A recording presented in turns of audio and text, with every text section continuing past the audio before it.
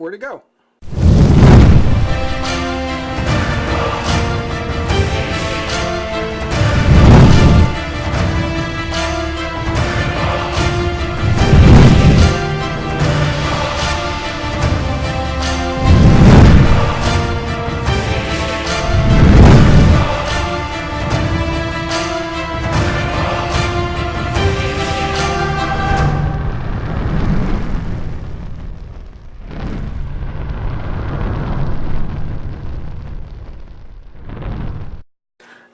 Hey, friends and revolutionaries!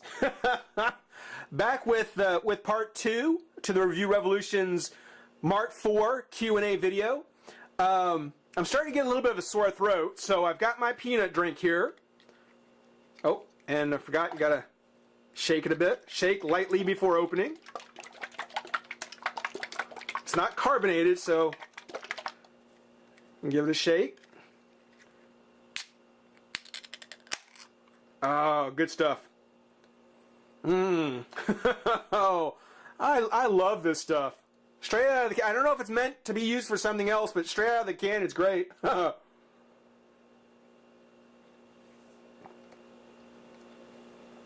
that's good stuff. Oh, man. Put that right over there. If you like peanuts and you like peanut butter, you just want to bother, scooping it out with a spoon. Hey.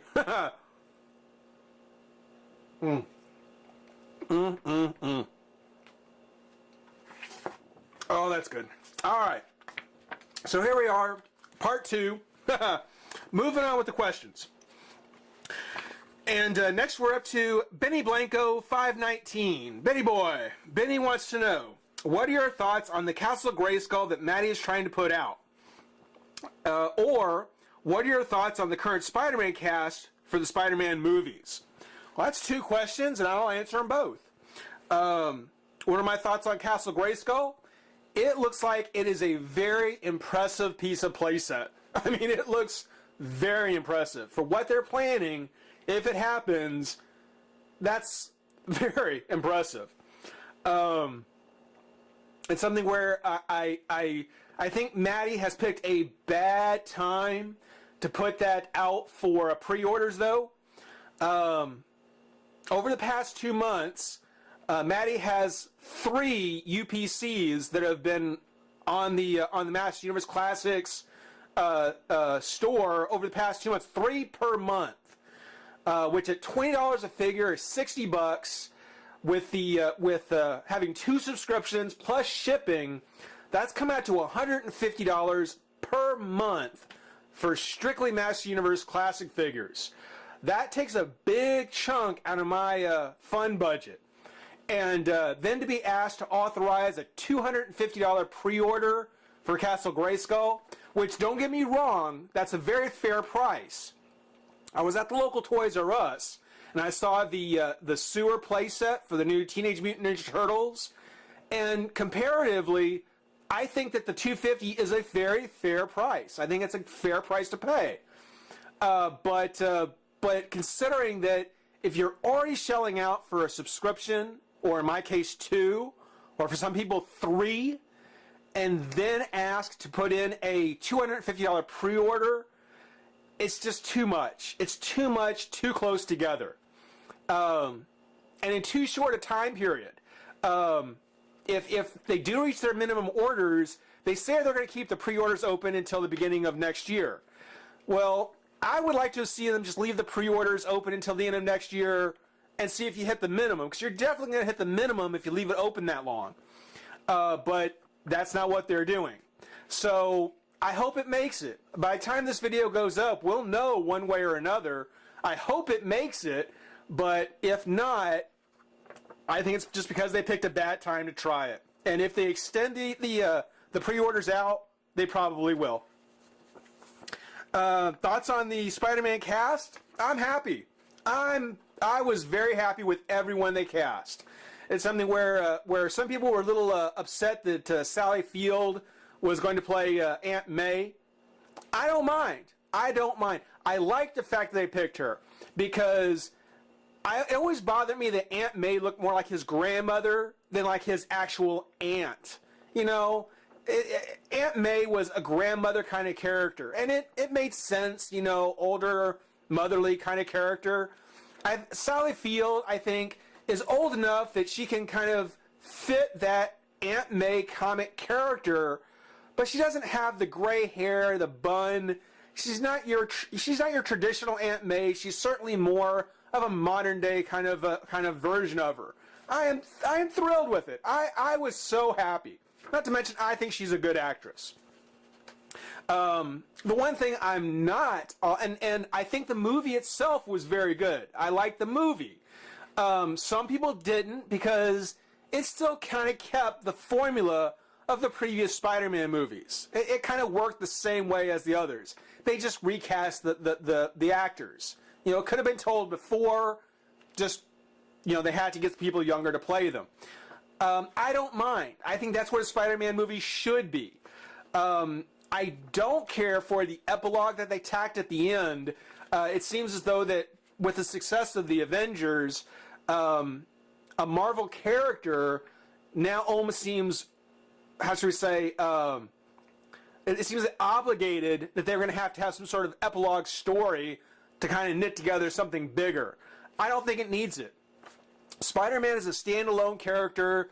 He can have a standalone movie. And I'm hoping Kraven is in the pipeline. Hoping. Boy, burned up some time on that one. Okay, so, another sip of peanut butter? Or peanut drink? And we have Pasha Jula. I hope I'm getting closer with that name. He's got 3 questions. The first one, describe your ideal Masters of the Universe movie. Which characters would you like to see? Do you have any specific actors in mind? And would you save the Horde and Snake Men for a sequel? Any thoughts? Well, yeah. I mean, now, for me, I find the original minicoms, the first 4 minicoms, to be kind of the height of He-Man for the Masters of the Universe. So for me, those first 4 minicoms, if they could knit those together into a story, I would love to see that in a movie. And just have the characters that are in that. He-Man, the Barbarian He-Man, the Goddess, Man-at-Arms, Teela, and Battle-Cat on the good guys. Skeletor, and Stratos on the good guys. Skeletor, Beastman, and Merman on the villain side. Maybe throw in Evelyn. Just, you know, to have her in there. And make that story. You know, don't give him the power sword. Make him just the champion of the goddess, and that he fights Skeletor over control of the castle and the 2 halves of the power sword. So that, you know, there's that struggle, you know. It's nothing from the cartoons, nothing from the later minicoms. I'd like to see a story surrounding those first 4, because I think that was when it was at its best. You know, after that, it kind of just went... So, you know, even the Filmation series, I blame the Filmation series a lot for it happening. But those first 4 minicoms, if they could put that in there, that would be awesome. I might at some point, if it does turn into kind of an ongoing sequel of movies, which most movies do, then I might bring in the Snake Men, because I think they would have fit better into that world. But yeah, that would be the next... that would be what I would do with them. Not the Horde, but the Snake Men for sure. Next question. And you know what? Let me do this real quick. All right, do a little camera reset there. All right, so next question. The lady you did the Sora review with. Let's hear it. Who is she, and is she cute? Well... Oh, you know, you've managed to ask the hardest and the easiest question in those 2 parts. one right after the other. Who is she? Well, sadly, she's not the person she was. She's no longer what she was. She's still the same person, just not that person with me. So sadly, she's not what she was, or who she was. And is she cute? Yeah, let me tell you, cute doesn't even come close. So, yeah. Yeah, that's one I've watched a couple of times. So, that was a heartbreaker. Next question, third question. Let's say you're a monster hunter, and for your next assignment, you must take down one of the following. Dracula, Wolfman, Frankenstein, Predator, or the Xenomorph. Which would you go after, and why? Well, I think it's pretty clear to me. I mean, that's pretty obvious. Of all of those five, the one that I would most likely go after, I go after the Predator. Because it's been shown that you can win. You can beat a Predator. And let's face it, if you've got Predator gear in tow, going after vampires and werewolves, Frankensteins, and even the Xenomorph is going to be a lot easier. So, I think the Predator is the one that I would go after first, and then I go tackle the others. Because, I mean, you can actually beat a Predator, and you don't necessarily need, silver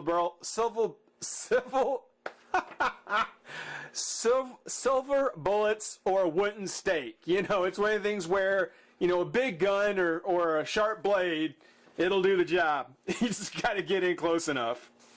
So that's my answers to I'm going to say it wrong again. Pasujula.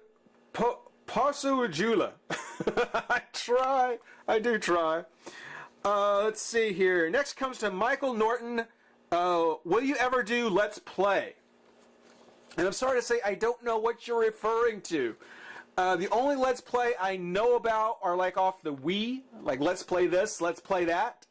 But I don't think that's what you're talking about. So if you can send me a message and be a little more specific, I promise I'll give you an answer on that. But the Let's Play, I'm not sure which play you're referring to. Who knows? I might.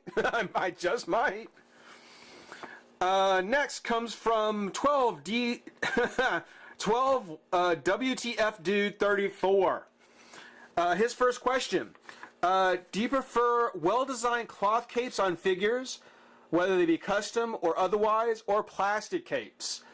For me personally, it really depends on what the figure is primarily made of.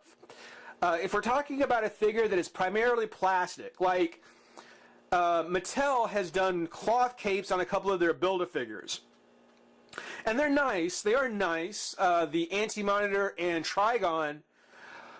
But being that the figure is primarily plastic, I think I would prefer the plastic cape on them. Having fabric on a plastic figure with no other fabric on it really kind of seems a little wonky to me. It seems a little out of place.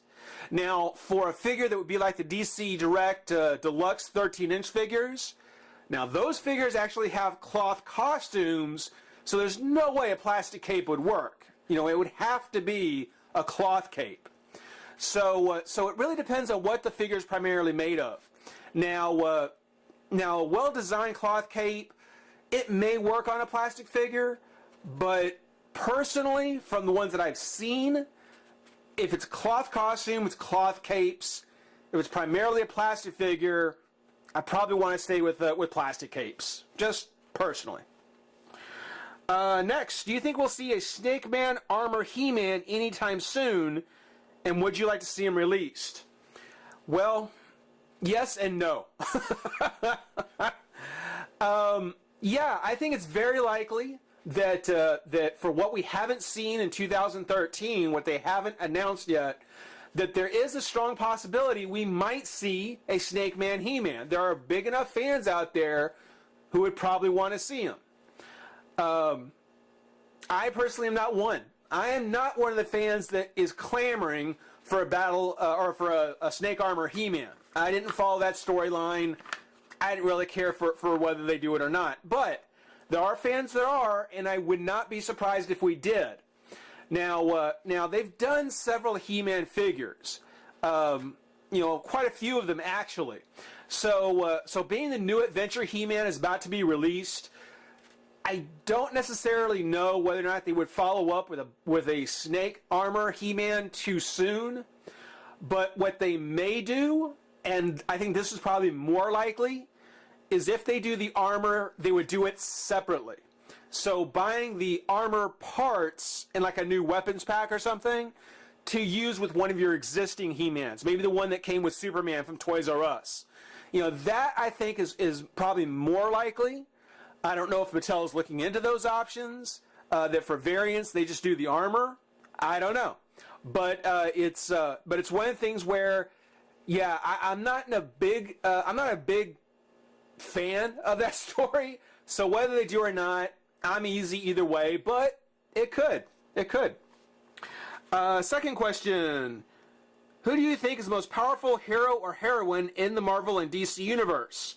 I believe it's Dr. Fate because his mystic power is so great and he's a Lord of Order. If we're talking mortal characters, yeah, Dr. Fate, Doctor Strange, Etrigan.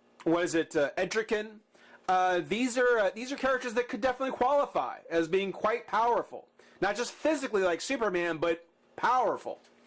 But when we're talking about the whole of the two universes, I have to give it to the Living Tribunal on Marvel, and then, believe it or not, they actually say it's the Spectre from DC.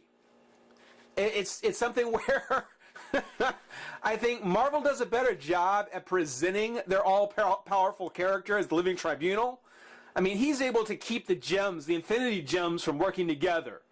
That's pretty powerful. The Spectre, I don't know. We see him meddling with mortal things pretty often. And it just seems to me that it diminishes that cosmic level he supposedly has. But they are supposedly the two most powerful beings in their respective universes. So as far as the big guns, the Titans, yeah, the Spectre and the Living Tribunal. Last question. Do you enjoy displaying your figures with props and backdrops, or just on a shelf, simply posed? Well, as I mentioned earlier, with the space that I have, I just display them posed, usually just kind of standing. As I get more bookshelves, hopefully I can get a little more dynamic with them, maybe use some backgrounds. There's very few characters I have that actually have a background behind them. Simply because space is just getting eaten up way too fast. And I'm planning on getting more, as I mentioned, so that may change. But for now, yeah, I've just got them packed in shelves pretty tight. So let's see here. We've got, what do we got? We've got, about 4 more questions. I'll tell you what, let's do this. Let's reset the camera and wrap up this last section. We'll do the last section. Actually, what I'll do here is instead of doing these last 4 questions, well, actually, you know what? We'll do it. Okay. Goliath Angelus. Well, he didn't ask. He just says, "I like your new opening. Wish I had one like yours." Well, tell you what. If you go to videohive.net. That's where I found mine. I'd say check it out. Email the people. They are awesome about working with you. And I'm willing to bet that, yeah, it's one of the things where it might be a little bit of an investment up front, but believe me, it certainly pays off. So videohive.net, check them out. Good guys. Lots of great videos to choose from. The review spot. The review spot actually asks, yes, Copperhead is cooler with claws and a tail. No. Spot asks, what is one figure or toy that deserves to be redone because the original was so terrible, terribly bad, and what should have been done different to it? That's my question, and love you're doing these Q&As still. Keep up the great work, bro. Well, thank you. Gosh. I guess off the top of my head, if I were to think of a figure, and actually there are two, that I could think of that were so bad, because I can't really think of a figure that was so bad that it would have to be redone, because of how bad it was. The only two that spring to mind were the Marvel Legends. They're both Marvel Legend figures. It was the Rogue with that leather jacket, and then the Black Cat. Those two figures, they missed. I mean, I think Rogue's eyes are a little too close together. And the Black Cat, just all kinds of little things on Black Cat. Her hair, kind of the general shape of the face. Just, several things together with Black Cat. Rogue, it's just in the face. Her eyes are just it looks cross-eyed. And with Hasbro now bringing back the Marvel Legends, and the fact that those were the Toy Biz versions of those characters, I think this is actually a good opportunity for us to get them back. I think Hasbro has a chance to re-release Rogue and Black Cat, and it makes sense. It's their baby now. It's been a while since fans had it, and hey, you actually have a chance to get it right. But those would be the ones I would think of. Now, I will say this. These aren't necessarily figures I think were all that bad to begin with, but I really would like to see them redone, just because I'd like to see them with modern day versions or modern day sculpting and articulation being used by the company. Hunk is a good example. I did Hunk recently, and I mentioned that I would love to see Hunk using NECA's new figure joints design, like the Predators. I would really like to see the Real Toys Hunk, or the the Player Select Hunk using Real Toy articulation, like from Assassin's Creed and stuff like that. That would be cool. There's a lot of figures, especially from DC Direct. The Huntress from the Hush series. Beautiful figure. I love the figures that came in the Hush series. I would just really like to see them take those sculpts, take those figures, and then redo them with more modern DC Direct articulation. Something a little bit more versatile. I mean, it's a beautiful figure. Could be so much better. So, thank you for your question, Spot. Thank you. Last two. What's next? Actually, last one. No, only one left, and it is from Mr. Van Hammer. Van Hammer 73 asks, with the Hobbit movie on the way, would you have preferred it as a one-off movie instead of a series over several years? Not necessarily. There's a lot of people who were really down on The Lord of the Rings because things were told out of order. They made certain creative liberty changes. And I'm not a diehard Tolkien purist to really let it bother me. So for me, I think that whatever keeps to the spirit of the story, if it can keep to the spirit of the story, then I'm all for it. So it's going to be interesting to see as far as the story of The Hobbit goes. Is it going to try and stay closer to the book? Is it going to try and actually tell it, like an unabridged version? Because if that's the case, then you would have to do it in several chapters, several movies. But no, I'm not necessarily upset that it's not in just as a one-off. If it's not in a series, as long as it keeps to the spirit of the story. I think that's the key thing. Keep the spirit of the story. And then the second one, I should have some here, was on a scale of 1 to 10, where do peeps fall in the Sugar Rush category?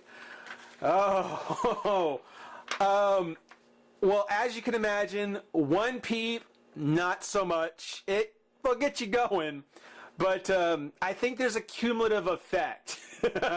Once you've polished off a whole box of peeps, and by a box, I mean even just one of those little 3-packs, yeah, you're going to crash sometime during the day. You are definitely going to crash. So if you've got anything to do it while you're on that sugar high, because when you come down, Yeah, you're going to be you're pretty much going to be out of it for a few hours. But Van, good to hear from you. Thank you, sir. Thank you. Guys, that's it for the Review Revolution Q&A Mark IV. I thank everybody for asking your questions. Hope you enjoyed the answers. Hope you enjoyed a preview of the customs that are going to be coming up. I promise we're going to get a closer look at those. Next up is going to, of course, be the charity video, the Review Revolution's 2012 charity video. Please let people know about that. Please kind of get everybody excited about that. When the time comes, please make sure to leave comments, pass it along. For now, thank everybody for watching. Rate, comment, subscribe, join the revolution. We'll see you soon.